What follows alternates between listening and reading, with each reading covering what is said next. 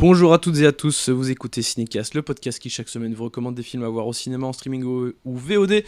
Ici Thibaut en direct du Festival de Cannes, et aujourd'hui je vais vous parler d'un film que j'ai découvert à la Semaine de la Critique. C'est donc cette section parallèle du Festival de Cannes qui s'intéresse au premier ou deuxième long métrage, et il est question aujourd'hui d'Aftersun, réalisé par Charlotte Wells, pardon, dont c'est le premier film. Alors pourquoi je vous parle d'Aftersun? En fait, c'est un film dont j'ai eu des premiers échos après les deux premières projections, qui était extrêmement bon. Donc j'ai modifié mon planning pour aller voir ce film. Et je dois dire que je n'ai pas été déçu. Mais de quoi ça parle Aftersun? En fait, il est question de Sophie, une petite fille, qui... enfin, qui est adulte, mais qui va se mémorer les passages, des passages qu'elle a vécu avec son père, et notamment des vacances qu'ils ont passées ensemble en Turquie. Et donc en fait, elle va regarder ses souvenirs sur une caméra mini DV, parce elle avait filmé pas mal de choses lors de ce voyage. Euh, voilà, ça c'est le synopsis. Mais c'est un film dont je vais devoir vous parler avec prudence et délicatesse. Globalement, le film se passe tout le temps lors de ses vacances en Turquie, il y a une vingtaine d'années. Donc on voit Sophie, qui a une dizaine d'années, et son père, ensemble, passer leurs vacances ensemble dans cet hôtel all-in. Enfin, bref, dans cet hôtel où ils vont passer beaucoup de temps à la piscine, ils vont aller faire des activités ensemble, des visites, des trucs, enfin voilà. Et la partie où Sophie est adulte, on la voit beaucoup moins. Elle est présente avec parcimonie. Et en fait, les passages où on voit Sophie adulte servent à venir planter des petites graines, nous montrer des choses, en fait, avec anticipation, et qu'on comprendra seulement plus tard dans le film, en fait. On se demande, bah tiens, pourquoi tu montes ça là maintenant? Je vois pas, je comprends pas ce que ça vient faire avec ce que tu viens de me montrer juste avant ou ce que tu me montres juste après. Euh, et donc ça m'a un peu perturbé parfois pendant la vision du film. Je me suis dit, mais tiens, pourquoi est-ce que cette chose-là arrive maintenant, à ce moment précis du film, euh, alors que en fait ça prend sens beaucoup plus tard. Et bah, voilà, c'est à la limite mon seul petit reproche, c'est je pense que ça aurait été peut-être encore plus percutant de les mettre à d'autres moments du film, mais je comprends la démarche de la réalisatrice. Pourquoi je parle de ces passages adultes? En fait, c'est parce que ils vont vraiment permettre de comprendre le film qu'on est en train de regarder. Parce que si on se contente, entre guillemets, de la partie principale, Sophie jeune, en vacances avec son père, dans cet hôtel en Turquie, on a juste, entre guillemets, un film de deux personnes en vacances, avec un père divorcé qui passe un moment avec sa fille, qui voit pas tout le temps, euh, et donc qui ont leurs différences, et on voit un père attentionné qui essaye de faire le maximum pour sa fille, voilà.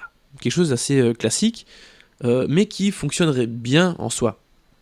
Classique ne veut pas dire mauvais, ou paresseux, ou fainéant, ou trop facile. Classique, ça veut dire que voilà, c'est quelque chose qu'on a déjà vu, que le film ne renouvelle pas grand-chose en soi par rapport à ça. Mais il y a ces parties avec Sophie adulte qui viennent voilà, instiller des petites graines, planter des petites graines qui font rentrer le film dans une autre dimension en fait. Alors, il y a des passages des vacances qui nous font déjà comprendre aussi de quoi le film en retourne réellement. Euh, mais, euh, mais c'est vraiment dans l'ensemble, avec le tout, que les choses prennent sens et qu'on voit que le résultat est très bon en fait. Parce que c'est un film qui est beaucoup plus délicat, beaucoup plus profond, beaucoup plus touchant que ce qu'il en a l'air de prime abord, parce qu'on a des personnages qui sont déjà tout simplement touchants. La petite Sophie, elle a quand même une certaine assurance pour son âge. elle est quand même pas mal proche de son père, et ces vacances, c'est aussi pour leur permettre de se retrouver, de se confier, d'essayer d'avoir voilà, une relation père-fille les plus normales possibles.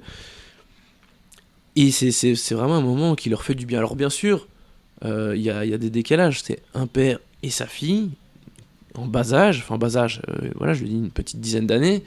Quelque part, il y a forcément enfin, ils partagent beaucoup de choses ensemble, mais lui, le personnage du père, est seul. euh, et donc, alors que sa fille, elle se fait un peu des amis, etc., lui, il reste quand même un peu à part parfois. Voilà. Donc ça crée des moments compliqués. Et on voit qu'en fait, le personnage du père est une personne qui n'est peut-être pas aussi bien qu'est-ce qu'elle peut le laisser penser. Les deux, les deux comédiens principaux sont absolument fantastiques. Et plus que la jeune demoiselle, j'ai envie de citer Paul Mescal dans le rôle du père, qui est vraiment incroyable. Paul Mescal, il a été révélé il y a 2-3 ans dans la série Normal People, que je n'ai pas vu, donc ne me demandez pas si c'est bien ou si c'est pas bien, je n'en ai aucune idée. Mais voilà, ce nom était déjà apparu sur notre radar. Et on l'a vu il y a quelques mois dans The Lost Daughter de Maggie Gyllenhaal, dans lequel il avait un petit rôle d'un type qui travaille dans un hôtel en Grèce. J'ai pas vu les choses qu'il a faites entre temps, mais il est présent dans un autre film ici à Cannes qui s'appelle God's Creature, que je n'ai pas encore vu, mais que j'espère pouvoir voir rapidement, parce que c'est un film qui me fait très envie.